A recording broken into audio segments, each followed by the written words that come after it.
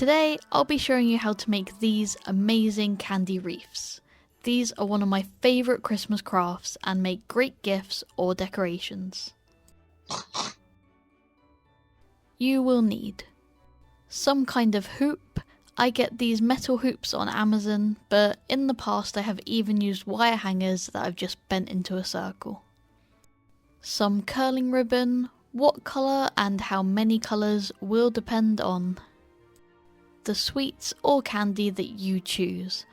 I definitely recommend going with individually wrapped sweets, and ideally ones with this kind of Christmas cracker style wrapper. For this one, I want to stick with gold, so I found sweets that have gold wrappers, but I will show you a more colourful variant later in the video. And that really is all you need, just these three things. It's a pretty simple craft, but I think it makes a really impactful final product. To get started, I personally like to open and place the sweets around the hoop to get an idea of how many I need and how much space is between each one. I do keep extras back just in case I miscalculate or just think that the wreath needs some more. Then I grab the ribbon and cut it into short strips. I actually cut mine a little too short here, but basically you want them to be long enough to tie a knot around the thin part of the candy wrapper and then tie it again to the hoop. Here in the UK, I think that Werther's originals are a Christmas staple, especially amongst the older generation. I'm interested to know if this is the case outside the UK, or better yet, let me know what candy is part of Christmas tradition in your country in the comments section. Anyway, the rest of this craft is just cutting ribbon strips and making knots. Like I said, it's pretty simple. I tie ribbon to all of the sweets first and then cut out extra strips that will go between them. These spacer strips will give the end wreath a tinsel covered effect. I did find that double knotting them really helped make sure that they stayed in place, as this kind of ribbon seems to like coming undone. I'm basically just going around the hoop, tying on the sweet and then tying on a few tinsel strips before the next sweet. This stops the candy being too cramped and saves on the amount of candy that you need to buy. I ended up running out of gold ribbon about halfway through, so ordered more online. When it arrived, it was completely different to my original ribbon, and this meant that if I just continued the wreath as usual, one half would look different from the other. So instead, I implanted the new ribbon amongst the existing knots so that the wreath would look the same all the way around.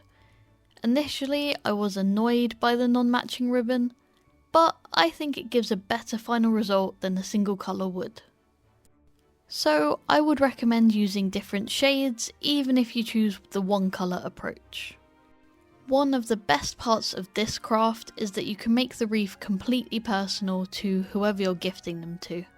Knowing their favourite sweets and giving them something that you've put time and effort into can really make them feel special.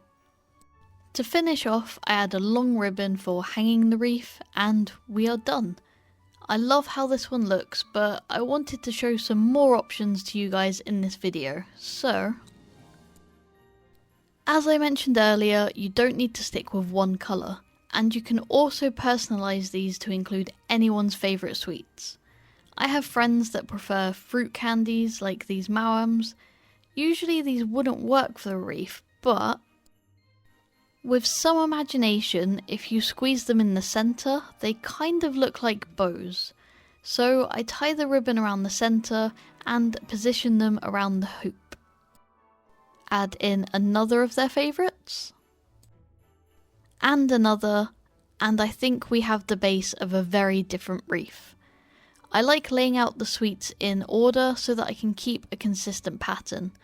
When I take them off of the hoop, I actually put them in a line in order so that I don't have to think about it too much whilst I'm actually tying them onto the hoop. For this one, I used red, gold and green ribbon, and yes, Culture Club frequently came into my head whilst I was tying the knots. Like the previous wreath, I added a sweet and then some tinsel ribbons and repeated. When I got about halfway done, I wanted to try out using longer ribbons and curling them. Here you can see my usual technique on the left and the curled ribbons on the right. I decided that I liked the curled look for this wreath, and here is the final result. A mixture of regular tinsel and curled tinsel strips. I think the multicoloured one definitely looks a lot more fun, but personally I prefer the traditional all gold look. Let me know which you prefer in the comments below. In the run up to Christmas, I will be sharing all sorts of DIY gift ideas, so be sure to subscribe so you don't miss out.